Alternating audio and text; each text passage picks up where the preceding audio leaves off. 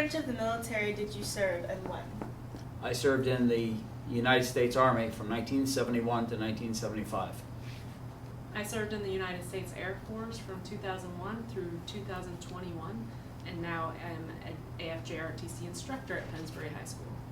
And I was also in the Air Force from 1983 to 2001, and also a teacher here at Pennsbury High School. How did you choose your branch of service? It was kind of an odd thing that happened. I went to the recruiting office, and I wasn't interested in the Navy or the Marine Corps. The only other recruiters were for the Air Force and the Army. And at that time, the Air Force recruiter was busy. So I went to speak to the guy from the Army, and the rest happened. I chose the Air Force because my dad was in the Air Force and the Navy, and I did not want to be on a boat for 6 months at a time, so I chose the Air Force. I think I chose it because I thought it would be the high-tech branch with more possibilities maybe for the job I'm doing, and then also after the military, I might be able to get a good job afterwards as well. What inspired you to enlist in the military? Well, at the time, I'd graduated high school and didn't have any money to go to college. And I knew that to get ready for a future, you need an education and some kind of training to get a good job. So I figured that the military would be a good place to start. I just wanted to walk in my dad's footsteps. I think for me, I graduated from high school. I wasn't, I don't think, college ready at the time, and I wanted to travel. And I know there's a lot of military bases all around the world, so I thought that was the best way to have Uncle Sam pay for it for me to travel. What do you remember about the day that you enlisted?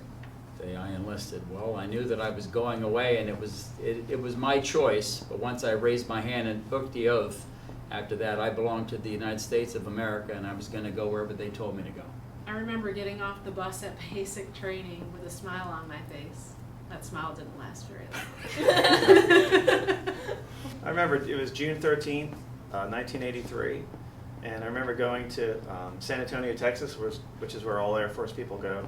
And I just remember we got there at night, we got off the bus, you always have ideas of what's going to happen when you get off the bus, the yelling and everything. I just remember how hot. That was June, yeah, so the hottest time of the year, hot, humid, and yeah, just a really foreign environment. How did your family and friends feel about your decision to join the military? Well, they were supportive, and they all said it was my choice. That was essentially it. Same, my family was supportive, and my dad was ecstatic and proud. Yeah, my father was he fought in the Korean War. Really, other than that, no other military people. But yeah, everybody was pretty supportive and happy, maybe a little bit too happy to see me go. What did you learn about yourself while you were in the military? After a while, as I advanced in rank, I learned that I was capable of doing things that I had never thought of before. The training that was given to me and provided allowed me to do that, and I was able to grow and move on.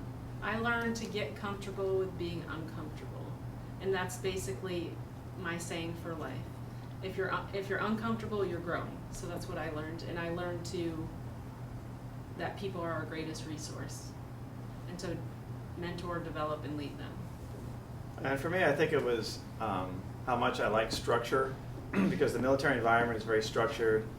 They tell you, at least in the beginning, when to wake up, when to eat, when to go to sleep, where to sleep, and that evolves into work structure and other things. So I think just that having that solid foundation of structure was probably what was the best thing for me. Do you have a particular moment that stands out from your time in the military? Well, there were several. The first one was early in my time that I was stationed overseas in Europe. I was in Germany in the Munich area for the Olympics, and I was there when they had all the violence and the tragic events at the Olympiad. And I didn't realize at the time, but it was actually a historic moment. Further on, during my service time, I was overseas when the president at that time in 1974 resigned from office, and myself and others were wondering who was in charge here at home. And the last moment that I remember that was a good one was the day that I came home. We flew back to get discharged. We flew to McGuire Air Force Base over here in New Jersey. We were transferred to Fort Dix to get discharged out of the military. And that day when I came home, there was a nice parade here in Philadelphia because that was the last time the Flyers won the Stanley Cup. One that stands out to me is actually in basic training. So I was in basic training during September 11th.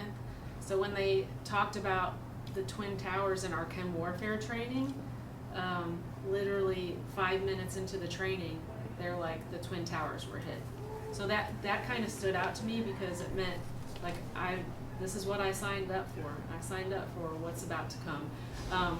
But it kind of like shook everybody. We thought it was a joke. Like, not that that's a joke. We thought it was not real, and then it came to be, it was real. So we were like in training for that cause, and then that happened. For me, it was probably a couple things. One, we had there were bombings in Kenya it was like a big world event, and I went there a little bit after the fact to help figure out what went wrong, and also trying to figure out how to pay for damages and things like that, being a contracting officer.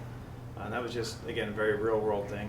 And the other one was probably in Cambridge, England. Went to dinner, and there were some people sitting next to us, and we started talking about skiing. They were English girls, and one of them ended up being my wife. And that was in 1984, so that many years later. Just a fickle hand of fate. What would you say to someone who's considering joining the military? Tell them that I believe the military is worthwhile. It's worth giving a good look, but before they do, they should make sure that it's really what they want to do, because as the Major had previously said, it's a structured life. It's not like you can walk around and say, well, I don't want to be in this class, I'm going outside for a walk. Because you don't do that in the military. You obey orders, and you have to do as you're told, whether you like it or not. And it's part of growing up too. I would say the service has a lot to offer, like the Major said before, job training. If you want to go for job training, education purposes, they paid for a whole bachelor's degree for me, certifications. That's why I'm a teacher now, because I have a bachelor's degree. So when I got out of the military, I was able to apply for this position. So they have a lot to offer. Weigh your options and make sure it's right for you.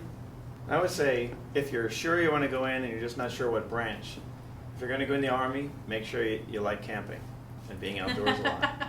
If you're going to go in the Navy, make sure you don't get seasick and you don't mind being on a boat for long periods of time. Good Air life. Force is a little bit different.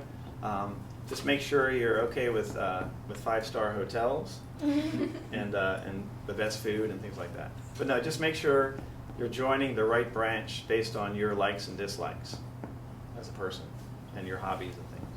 What do you want people to remember about veterans on Veterans Day and every day?